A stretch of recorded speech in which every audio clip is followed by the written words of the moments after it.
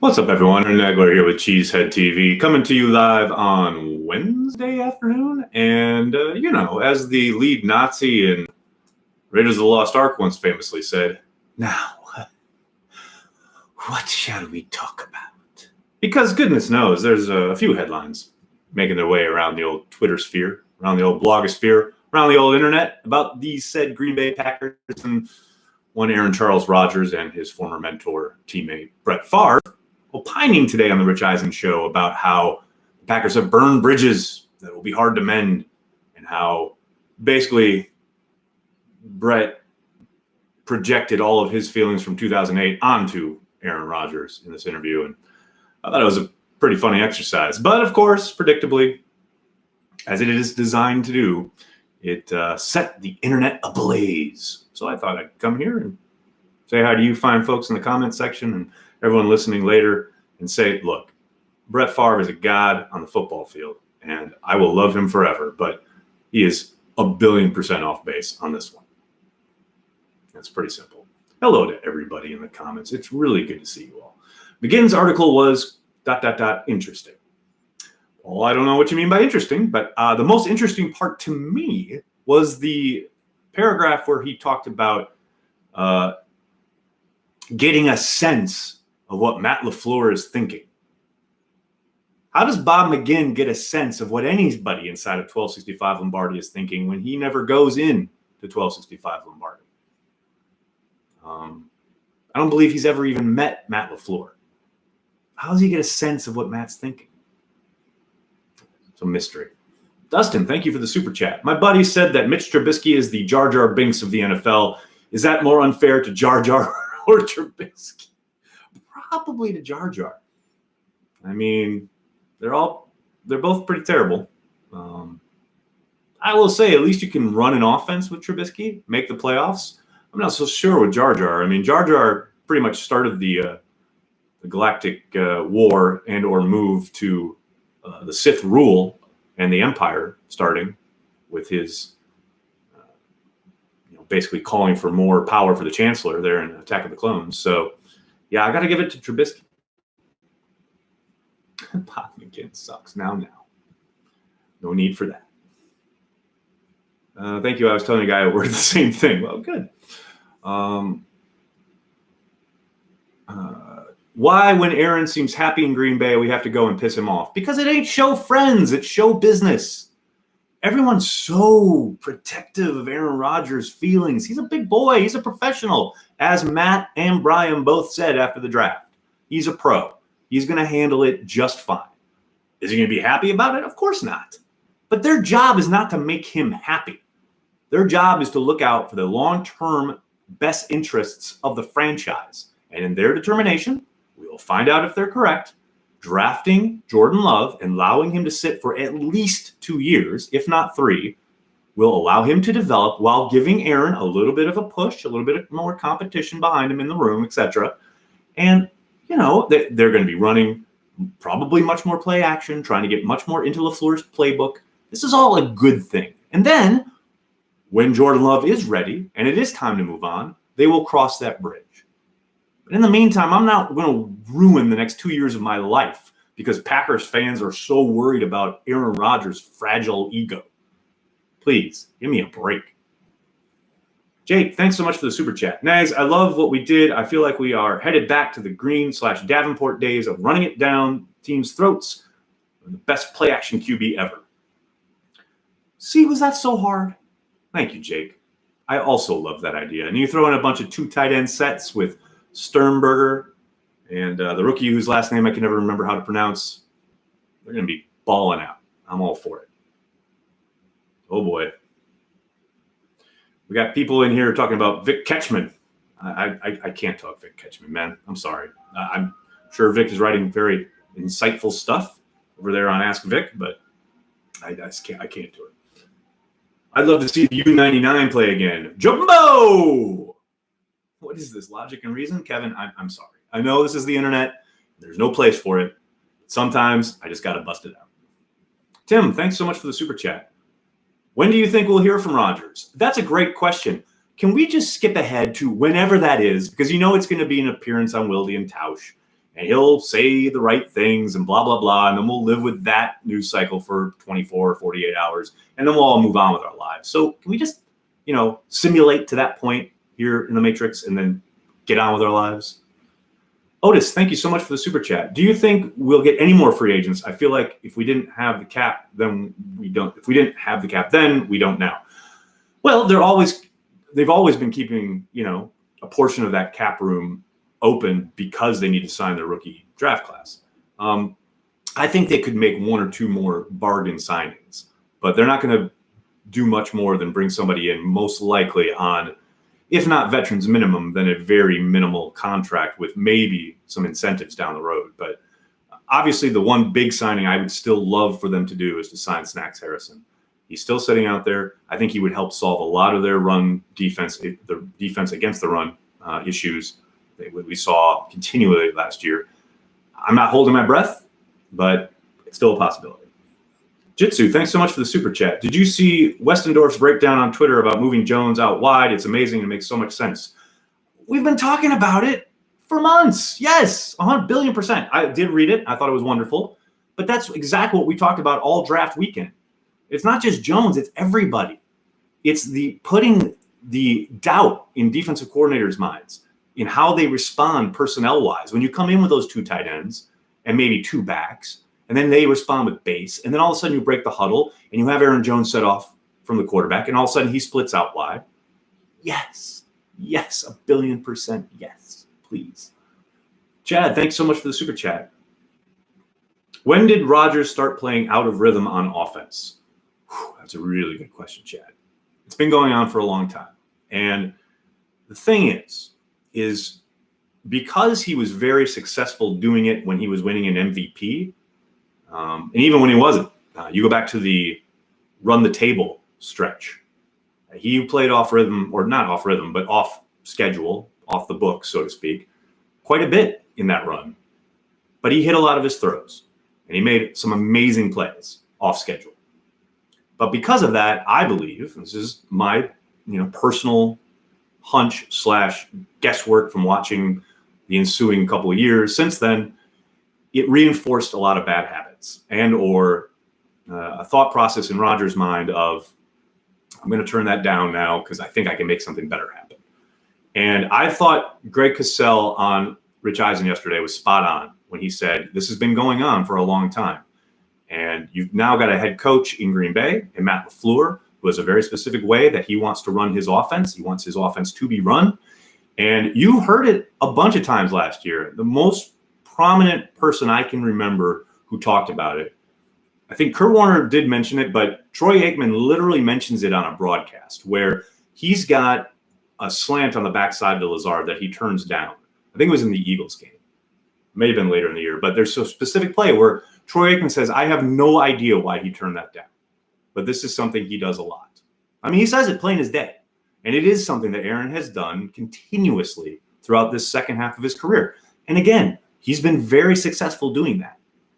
But Matt LaFleur, and by extension, Brian Gutekunst, have a very specific way they want to run their offense. And funnily enough, if you want kind of the best example of watching Aaron play within the confines of the offense really successfully, I've seen a lot of people talking today about that 4-game stretch without Davante Adams. And it's true. They were very efficient.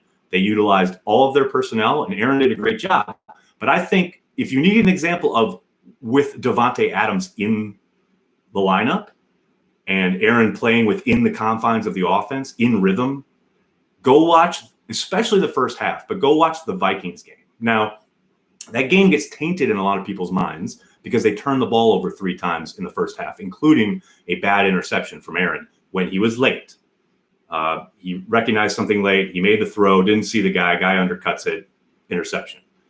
Outside of that throw and that play, that is probably the best he played as far as playing in rhythm, getting the ball out of his hands at the, watching the reads, the delineation from high to low. There's a number of times where now he comes off stuff like when Vitale gets held.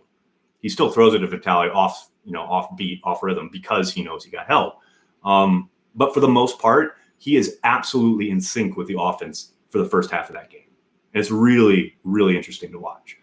And I think part of that is because LaFleur hammered home to him all week. Look, we're going into that environment, national game. It's going to be loud as hell. We're not going to be able to use hard count. Just get the ball out of your hands. And if you watch that game, you see play after play after play where he hits the top of his drop and he lets it rip. That's the way they want him playing all the time. And look, again, I'm not going to begrudge him. I'm not going to say he doesn't know what he's doing because he's Aaron Rodgers. He's an all-time great. He's won 2 MVPs, Super Bowl MVP. Yeah, yes, he's a god among men. Zero question.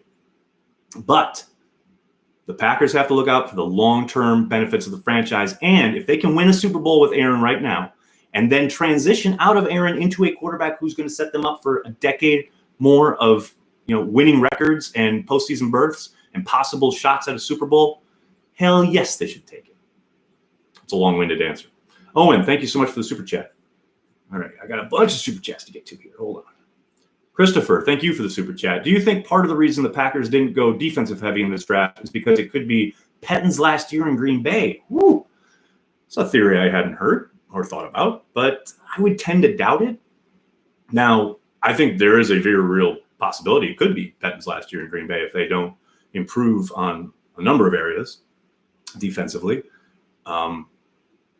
They have gone heavy as far as fortifying the defense over the course of the last 3 years since Pettine's been in there, both draft capital and free agency wise. But I don't think that was a concerted effort to say, okay, we're not going to give him anything else. He's got to make this work. I do think that was mostly just how the board fell. Tim, thank you so much for the super chat. Why re-sign Patrick, then draft 3 O-linemen? Well, that is 100% on trusting your board. And they, in their determination, felt that those were the 3 best players available at that spot. And look, I get being frustrated with that. I get why people, this is why I always say, everyone's all about, or smart fans, whatever, are always all about, trust the board, best player available until they actually pick who they think is the best player available. And hell, that's what happened in day 2 with the 2 guys they took. And everyone's like, oh my God, it's a reach or they overdrafted. Well, not in their determination, clearly. So they got a lot to work through there. Along the interior of the offensive line, not just with Patrick having re-signed him, but goodness knows, you got Billy Turner making a good chunk of change. You got Lane Taylor, who you got to think they're going to move on from at some point. They got these 3 guys that they just drafted.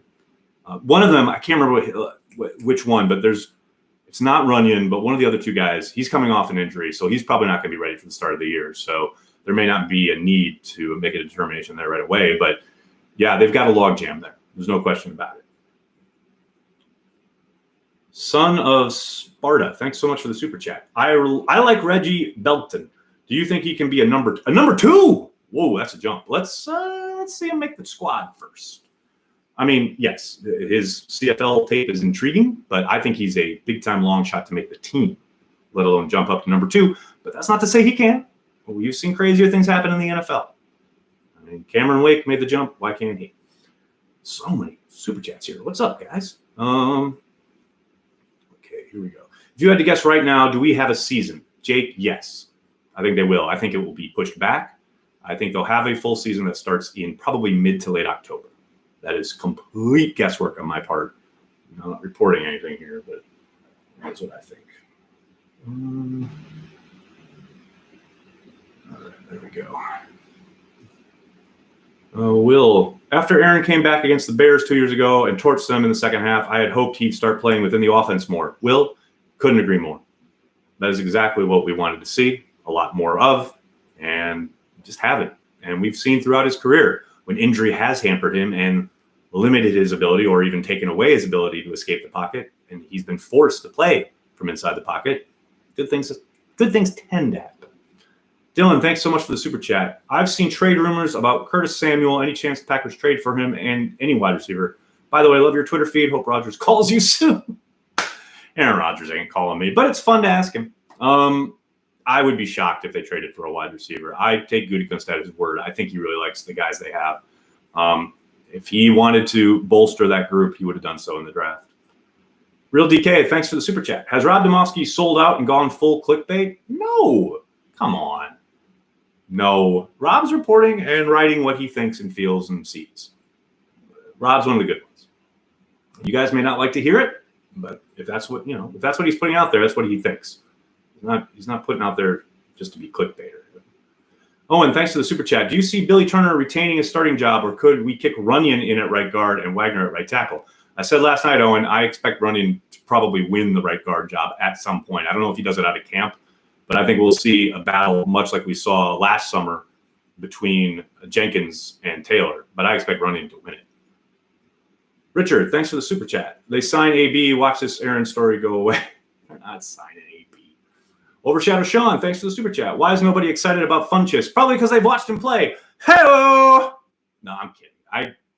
Because he's been very inconsistent, and he's coming off an injury. He's a big unknown, big in both senses of a big unknown, and he's a large human. But I understand people not getting excited and or pumped up for Devin Funchess. Come on. Joshua, thanks for the super chat. During the Cheesehead TV draft party, who is Bakhtiari referring to as the person who is still in the league he has beef with? Oh, Joshua. I ain't telling tales. But thank you for the super chat.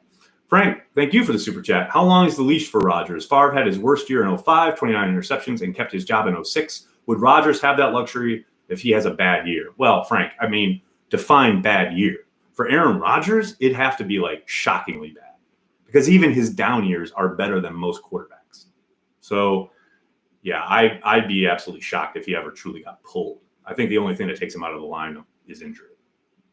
He's too careful with the football. He's too good with it to really that any coach that LaFleur could turn around and make a legitimate claim that, starting, especially this year, a rookie at quarterback gives us a better shot to win. That's just no chance. All right, guys, I'm going to take one or two more. Not even mad about the Love pick. In fact, I'm optimistic. Holden, thank you for the super chat. Just really didn't want the end of the Rodgers era to parallel Favre's. I hear you, man. I didn't think it would. I didn't think Gutekunst would do it, but now we're here. We have to live with it. But I'm with you. I am excited about Jordan Love. And I'm just hoping that because of everything that Aaron went through back in 08, that informs how he handles all of this. That's all I can hope for. What do you think of all these talking heads using Bob McGinn's articles to push the unhappy Rodgers narrative? I think it's hysterical because neither Aaron Rodgers or Matt LaFleur would ever talk to Bob McGinn. Not to mention, it's literally one article after he based an entire article around a fake tweet. Come on. Are there any free agents left you would sign? Daniel, I talked about that at the beginning. Snacks Harrison, in a heartbeat. I would bring him in yesterday. I think he could really help with what ails them defending the run. All right, everybody, I'm going to have to jump. I'm going to be on the Doug Gottlieb show on Fox Radio in a little bit. So if you have some time, you want to tune in, I'm going to be doing that at 5:30 Eastern. In the meantime, please hit like, hit subscribe, tell your friends, tell your family. Cheesehead TV, we're devoted to Green Bay Packers fans worldwide. Salut, everyone.